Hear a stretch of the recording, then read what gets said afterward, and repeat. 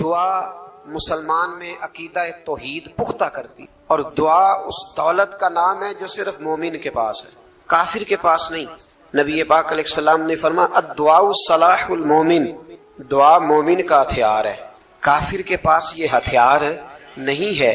مومن جب اپنے مالک کے حضور دعا مانگتا ہے نا، دنیا میں آپ کسی سے زیادہ مانگے تو وہ ناراض ہو جاتا ہے، وہ کہتا ہے بھائی تو نے تو کام بنا لیا ہے، کل بھی دیا تھا، پرسوں بھی دیا تھا، روز روز تجھے کون دے؟ میرے نبی پاک علیہ السلام نے فرمایا جو اپنے رب سے زیادہ مانگتا ہے رب اس سے زیادہ راضی ہوتا ہے، زیادہ راضی ہوتا ہے۔ اب دعا مخصوص اوقات نہیں دعا کے، فرمایا اذا دعان، جب بھی دعا مانگو گے تمہارا رب تمہاری دعا کو، جب بھی دعا تو دعا کرتے رہنا چاہیے، ہر وقت دعا میں بندہ شامل رہے، اللہ کے ذکر میں شامل۔ یہ جو قرآن مجید نے کہا نا یا ایھا الذین آمنوا اذکروا اللہ ذکرا کثیرا، اے ایمان والو اپنے رب کا ذکر کثرت سے کرو، وسبحوہ بکرۃ واصیلا، اور صبح و شام اسی کی پاکی بیان کرو۔ تو اس سے مراد یہ نہیں ہے کہ تسبیح لے کے سارا دن مسجد میں بیٹھے رہو اور کام کوئی نہ کرو، بلکہ اس کا مطلب یہ ہے کہ روٹی شروع کرو تو اللہ کے نام سے، اختتام کرو تو اللہ کے نام، سو جاؤ تو رب کا نام لے کے، سویرے اٹھو تو اللہ کا نام لے کے، جب تمہیں کوئی چیز اچھی لگے تو ماشاءاللہ کہو، جب کوئی مصیبت آئے تو کہو انا للہ و انا الیہ راجعون۔ تو سارا دن اللہ کا ذکر جاری رہے گا۔ نبی پاک صلی اللہ علیہ وسلم نے مسلمان کو ایک دوسرے سے ملنے کا طریقہ بتایا۔ مصیبت آئے تو کیا کہنا ہے؟ صرف فوتگی پہ نہیں کہنا، اس کی وضاحت کر دو۔ کوئی بھی الذین اذا اصابتہم مصیبہ، جب بھی کوئی مصیبت آئے، اللہ کے بندے کہتے ہیں ہم اللہ کی طرف سے آئے ہیں اور اللہ کی طرف ہی ہم نے لوٹ جانا۔ تو میرے عزیز ہر وقت اللہ کا ذکر جاری رہے گا، ہر وقت زبان پہ رب کریم کا۔ دیکھیں نا نبی پاک علیہ السلام نے ہمیں ملاقات کا طریقہ بتایا۔ ایک صحابی آئے تو انہوں نے آ کے کہا السلام علیکم، نبی پاک علیہ السلام نے فرمایا رب تعالیٰ نے اسے 10 نیکیاں عطا فرمائی ہیں۔ دوسرے آئے تو انہوں نے کہا السلام علیکم ورحمۃ اللہ، تو محبوب فرمانے لگے، امام بہقی نے اس کو لکھا ہے، محبوب فرمانے لگے رب کریم نے اسے 20 نیکیاں عطا فرمائی۔ ایک اور آئے، عرض کیا السلام علیکم ورحمۃ اللہ وبرکاتہ، محبوب فرمانے لگے اللہ نے اسے 30 نیکیاں عطا فرمائی۔ اچھا اس کا مطلب کیا ہے؟ السلام علیکم، تم پر سلامتی ہو، سادہ ترجمہ یہ ہے کہ تم سلامت رہو، تم سلامت رہو، ورحمۃ اللہ وبرکاتہ، تم پر اللہ کی رحمت بھی ہو اور اس کی برکتیں بھی۔ وہ کیا کہتا ہے؟ وہ کہتا ہے وعلیکم السلام، تم پر بھی سلامتی ہو، ورحمۃ اللہ وبرکاتہ، اللہ کی رحمت ہو اور اس کی۔ یہ جو مسنون دعائیں ہیں نا جو حضور نے ہمیں دعائیں سکھائی ہر موقع پہ، ان کا کمال دیکھیے۔ اب ایک مسلمان نے آتے کہا السلام علیکم، اس کا مطلب کیا ہے؟ تم پر۔ اب وہ جھگڑا کرے گا، اسے مارے گا، اس کا مال چھینے گا؟ اس نے تو آتے ہی کہا تم پر سلامتی ہو۔ تو جو سلامتی کی دعا دینے والے ہیں وہ جیب تھوڑی کاٹیں گے، وہ غبن تھوڑی کریں گے، ڈاکہ تھوڑا ڈالیں گے۔ اسلام نے لفظ ہی وہ سکھایا ہے کہ فرمایا جب تم نے ملنا ہے تو تم نے دعائیں کرنی ہیں ایک دوسرے کے لیے۔ اب ہمارے ہاں نئے نئے لفظ آ گئے، ٹیلی فون اٹھایا تو کہا ہیلو، اس کا کیا ترجمہ ہے؟ کون ہے، اس کا کیا ترجمہ ہے؟ جی جناب، اس کا کیا مطلب؟ ہم نے دیکھا بڑے بڑے سمجھدار لوگ السلام علیکم کی بجائے کہتے ہیں کیا حال ہے۔ بھائی کیا عجیب بات ہے، بھائی کیا حال ہے کا کیا مطلب ہوا؟ وہ بعد میں کرنے کی بات ہے۔ اور کچھ تھوڑا سا جو ادیب ہیں، جو بیچارے حروف کے پیچ و تاب میں رہتے ہیں، وہ کہتے ہیں آداب عرض ہے۔ وہ کیا ہوتا ہے جی؟ اسلام نے دعا سکھائی ہے السلام علیکم، یہ کتنی خوبصورت دعا ہے۔ جب آپ گھر کے اندر داخل ہوئے تو آپ نے دعا دی السلام علیکم، یہ دعا دی آپ۔ ایک صحابی حاضر خدمت ہوئے، عرض کی یا رسول اللہ صلی اللہ علیہ وسلم میرے گھر میں غربت رہتی ہے، کیا کروں؟ نبی پاک علیہ السلام نے فرمایا جب بھی گھر جایا کرنا گھر والوں سے سلام لیا کر، گھر والوں سے کیا کہا کر؟ السلام علیکم، جب بھی گھر جایا۔ یعنی گھر آیا، اب گھر والوں نے بتایا کہ ماچس کی ڈبیا تو لے آؤ۔ اب یہ دکان کونے پہ تھی گھر والے پہ، وہاں سے ماچس کی ڈبیا لے کے واپس گیا تو کہنے لگا السلام علیکم۔ پھر گھر والوں نے کہا ہو بتانا یاد ہی نہیں رہا، چینی بھی ختم ہو گئی ہے۔ تو یہ پھر گیا چینی لینے، لوٹ کے آیا تو کیا کہا؟ جب اللہ چاہتا ہے تو کہے، جب اللہ کے رسول چاہتے ہیں تو کہے۔ اس کا ترجمہ یہ ہے کہ تو کہہ، تو سلام لے۔ اللہ رسول چاہ رہے ہیں کہ تو سلام لے تاکہ تیرے گھر میں سلامتیاں ڈال دی جائیں۔ تو فرمایا سلام لینی ہے تو نے، اور ساتھ تو نے اس طرح کرنا ہے کہ 3 دفعہ سورۃ اخلاص کو پڑھنا ہے۔ امام قرطبی نے اس کو لکھا ہے۔ اس نے کہا حضور غربت بڑی ہے، غربت بڑی ہے تو کہ وظیفہ بتائیں۔ فرمایا جب بھی گھر جاؤ سلام لو اور 3 دفعہ سورۃ اخلاص پڑھو. وہ صحابی کہتے ہیں میں پکا ہو گیا. اب وہ کچھ دنوں کے بعد، کچھ عرصے کے بعد، کچھ مہینوں کے بعد واپس آئے تو صحابہ کرام علیہم رضوان فرماتے ہیں ہماری خواہش تھی کہ یہ کچھ بیان کرے، اب بتائے جو وظیفہ لے کے گیا تھا اس کا ریزلٹ کیا نکلا. کہتے اس نے بڑی حیرت انگیز بات کی، حیرت انگیز عجیب انداز میں. کچھ لوگوں کا دل ہوتا ہے نا کہ مجھے ملے میرے پڑوسی کو نہ ملے، اور کچھ کا دل ہوتا ہے یار مجھے بھی ملا ہے اور الحمدللہ میرے پڑوسی کو ملا ہے. تو صحابی جب حاضر ہوئے تو صحابہ کہتے ہیں ہمیں تجسس تھا کہ یہ کچھ بتائیں. تو حضور نے فرمایا کیا حال ہے تیرا؟ کہا یا رسول اللہ کمال ہی ہو گئی ہے حضور، میں جب بھی گھر جاتا ہوں سلام لیتا ہوں اور 3 دفعہ سورۃ اخلاص پڑھتا ہوں، میں تو امیر ہو ہی گیا ہوں، میرے تو ہمسائے بھی امیر ہو گئے. کتنا پیارا ہے یہ جملہ، کتنا حسن ہے. اتنا اچھا لفظ کسی اور کے پاس ہے ہی نہیں جو الفاظ ہمیں ہمارے رسول نے عطا فرمایا. اس کو اپنائیے، اس کو اپنائیے. یہ الگ بات ہے کہ لوگ مطلب کے لیے سلوٹ کر لیتے ہیں بڑا سارا، لیکن مطلب کے لیے نہیں. جس کو جانے اس سے بھی سلام لیں، جس مسلمان کو نہیں جانتے اس سے بھی. تو نبی پاک نے ہمیں مسنون دعائیں سکھائیں. رات کو جب سونے لگے اللہ کے رسول صلی اللہ علیہ وسلم نے ہمیں دعا سکھائی. حضور نے فرمایا جب سونے لگو تو مسلم شریف میں فرمایا تم نے یہ دعا پڑھنی، اللہم باسمک اموت و احیا. تم نے کہنا اے اللہ میں تیرے نام پر مرتا ہوں اور تیرے نام پر جیتا ہوں. نبی پاک صلی اللہ علیہ وسلم نے ایک حدیث میں فرمایا کہ یہ جو نیند ہے نا یہ موت کی چھوٹی بہن ہے، یہ موت کا ایک حصہ ہے.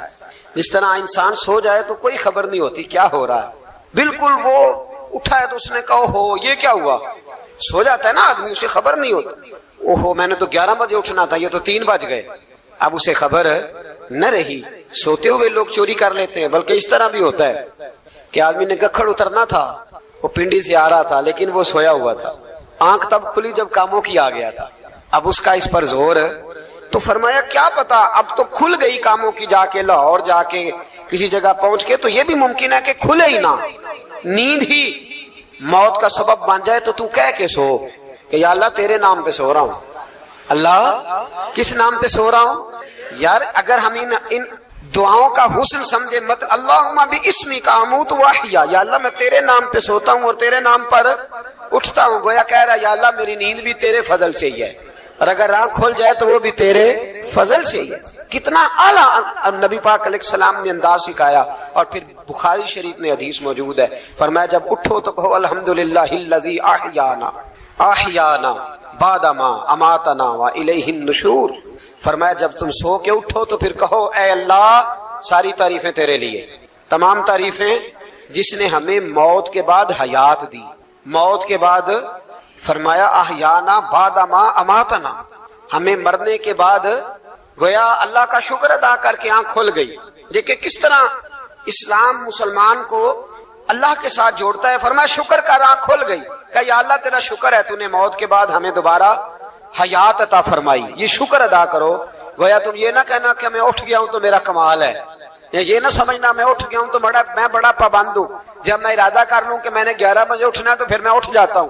یہ نہ کہنا کہ یہ الارم بڑا اچھا ہے، یہ مجھے اٹھا لیتا ہے. ذہن کے اندر خیال کر کہ نیند تو موت کی طرح تھی، یہ جو میں اٹھ گیا ہوں تو اپنے رب کے فضل سے اٹھا ہوں. جو میں اٹھ گیا ہوں، جو ابھی اٹھے ہیں وہ تو بول دینا کم از کم کہ میں اپنے رب کے فضل سے اٹھ گیا. تو دعا سکھائی. پھر دیکھیے نبی پاک صلی اللہ علیہ وسلم نے فرمایا جب تم بیت الخلاء میں جاتے ہو نا، واش روم میں جاتے ہو تو گندی چیزیں ہوتی ہیں وہاں، شیطان ہوتے ہیں، جنات ہوتے ہیں، یہ گندگی پہ ہوتے ہیں. جب تم واش روم جاؤ، بیت الخلاء جائے تب بھی دعا مانگو. کیا دعا مانگو؟ وہ دعا بھی نبی پاک صلی اللہ علیہ وسلم نے ہمیں تعلیم فرمائی اور بخاری میں ہے، کہا پڑھا کرو اللہم انی اعوذ بک من الخبث والخبائث.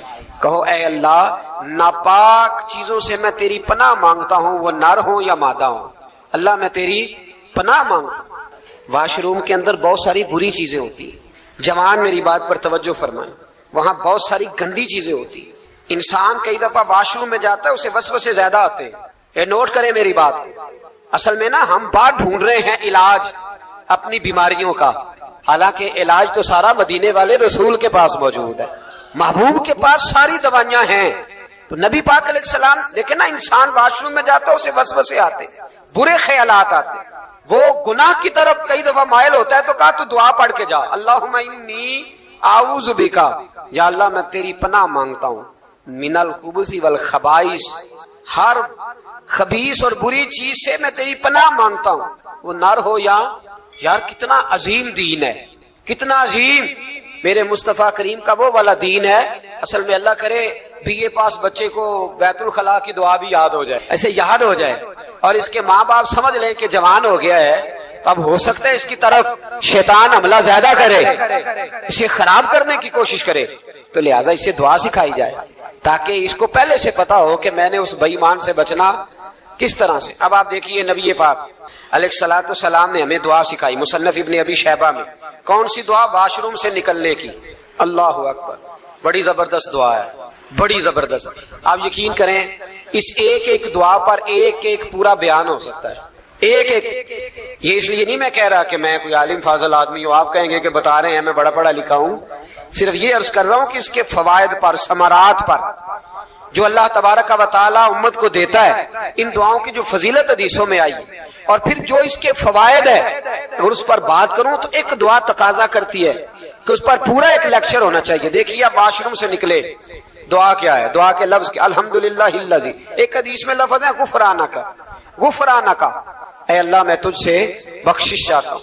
और जो मशहूर और मारूफ है मुसन्नफ इब्न अबी शैबा की रवायत, फरमाया अल्हम्दुलिल्लाहिल्लज़ी अज़हबा अन्निल अज़ाब आफानी, फरमाया ऐ अल्लाह तेरा शुक्र है। वाशरूम से निकला है तो कह रहा है या अल्लाह तेरा शुक्र है, तूने मुझसे अजियत दूर की, व आफानी, और तूने मुझे आफियत अता कर दी।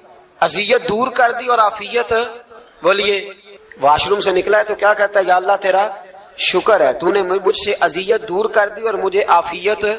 डॉक्टर, हकीम, होम्योपैथिक एक चीज पर मुत्तफिक कम होते हैं, पता है ना आपको, लेकिन इस बात पर सबका इत्तेफाक है कि अगर किसी को कब्ज हो जाए ना तो शायद 70 या 72 बीमारियां लग जाती हैं।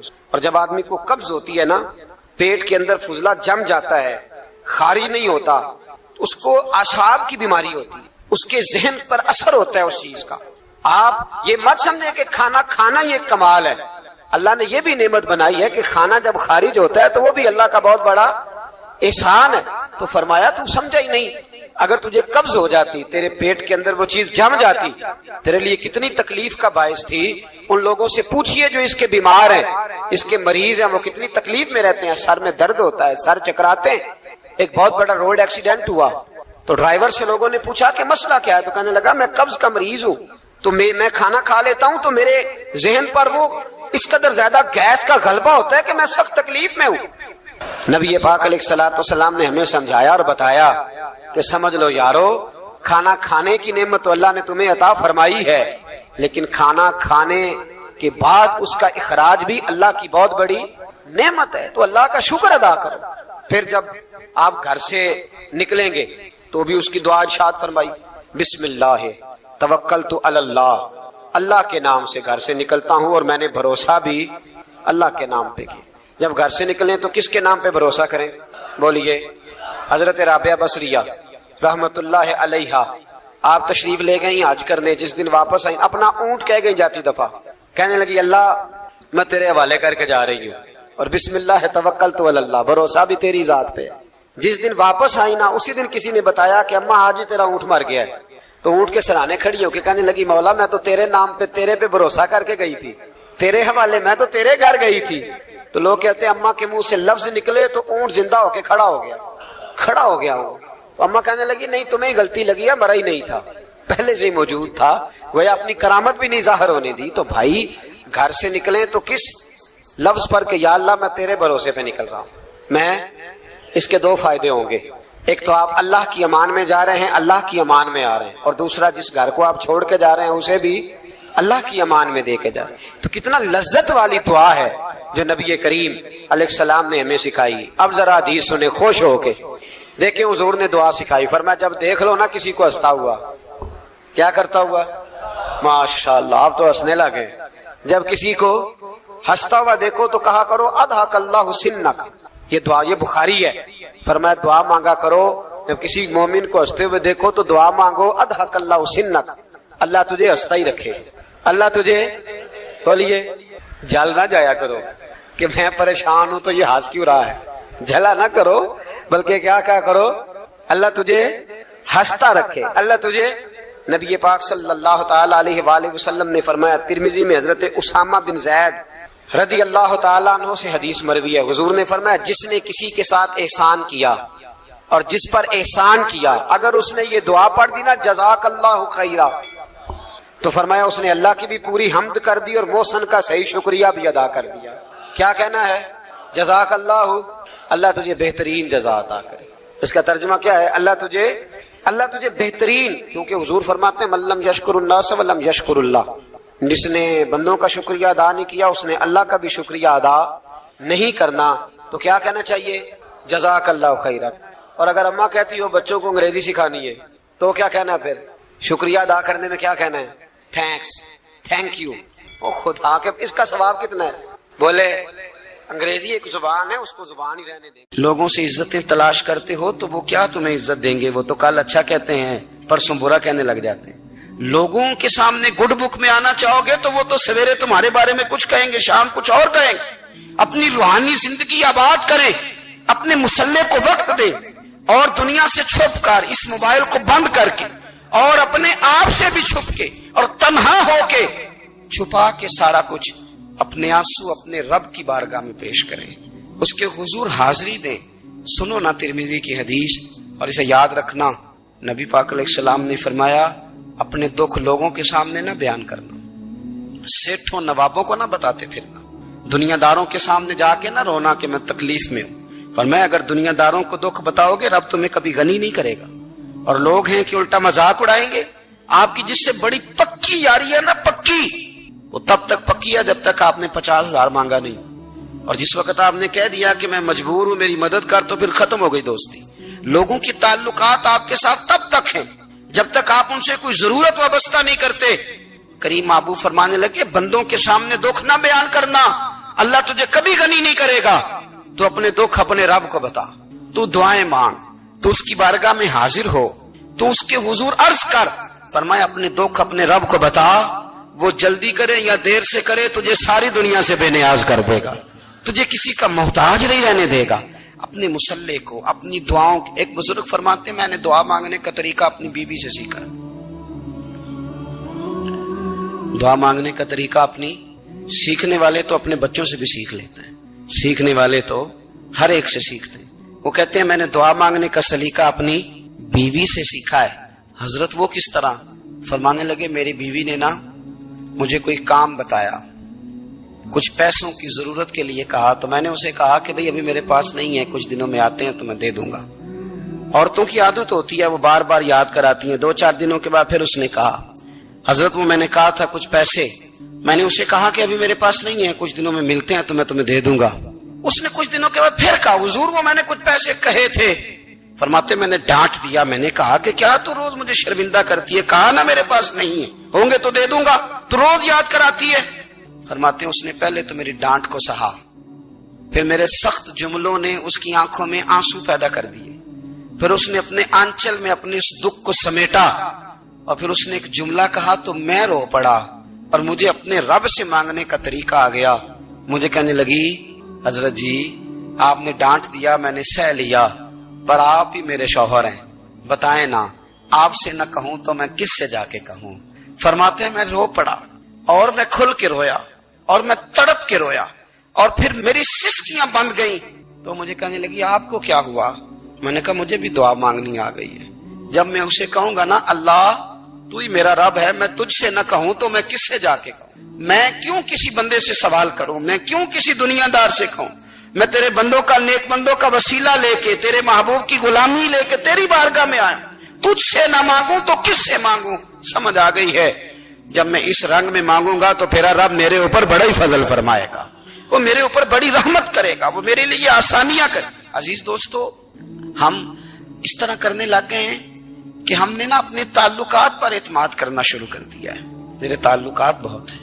ہم نے اپنی دولت پر اعتماد کرنا شروع کر دیا ہے، میرے پاس دولت بہت ہے. ہم نے اپنے علم پر، اپنی شہرت پر اعتماد کرنا شروع کر دیا ہے کہ میرے پاس فلاں چیز بہت ہے. یاد رکھنا جب بے نیاز اپنی صفت بے نیازی دکھاتا ہے تو بڑی بڑی دولتوں والے مجبور نظر آتے ہیں. بھائیو جب انسان کا رشتہ اپنے مالک کے ساتھ ہوتا ہے پھر تو غم بھی کچھ نہیں کہتے، پریشانیاں بھی کچھ نہیں کہتی، پھر تو زندگی صبر والی، پھر تو زندگی توکل والی، پھر تو زندگی بھروسے والی، پھر انسان اپنے آپ کو رسوا نہیں کرتا، دنیا داروں سے امیدیں اس کی ختم ہو جاتی، امیدیں اللہ رسول سے لگا لیتا ہے، مضبوط ہو جاتا ہے، مضبوط، طاقتور ہو جاتا ہے، خوددار ہو جاتا ہے، باوقار باعزت ہو جاتا ہے۔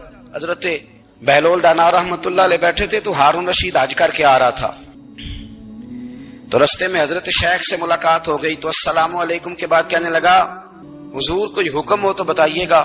تو حضرت بہلول دانا فرمانے لگے تیرا رب کون ہے؟ اس نے کہا اللہ۔ تو فرمایا میرا کون ہے؟ کہا اللہ۔ فرمانے لگے تو بڑا ہی بیوقوف ہے، کیا تو یہ سمجھتا ہے کہ رب ہارون رشید کو تو دے گا اور بہلول دانا کو بھول جائے گا؟ تیرا بھی وہی رب ہے، میرا بھی وہی رب ہے، اس نے اگر تجھے دے کے آزمایا ہے تو ہو سکتا ہے مجھے نہ دے کے آزما رہا ہو، جب اس کی حکمت کے تقاضے ہوں گے تو عطا کرے گا اور دے گا، تو جا اپنا کام کر۔ بھائی اپنی روحانی زندگی، اپنی عبادات، اپنے وظائف، اپنے روزمرہ کے معاملات، اپنی دعائیں، اپنا استغفار، دیکھو مشکل کام تو نہیں، 2 رکوع ہیں سورہ واقعہ کے اگر رات کو پڑھ لی جائے تو۔ میں کس طرح یہ بات بیان کروں کہ تعویذ بانٹنا آسان ہے اور وظیفہ بتانا مشکل ہے؟ سارا دن تعویذ بانٹیں تو لوگ لینے کو تیار ہیں، اور اگر آپ وظیفہ بتائیں تو کہتے ہیں تو مشکل کام ہے۔ او خدا کے بندے، اگر آپ کا تعلق قرآن پاک کے ساتھ مضبوط ہو، قرآن پاک کے ساتھ اگر آپ کا رشتہ ہو، لوگ سفارشیں ڈھونڈتے ہیں نا دنیا میں، کوئی تعلق مل جائے تو میرا کام ہو جائے، دنیا میں اتنا مشکل معاملہ ہے، آخرت میں مجھے بتائیے گا کتنا مشکل معاملہ ہوگا۔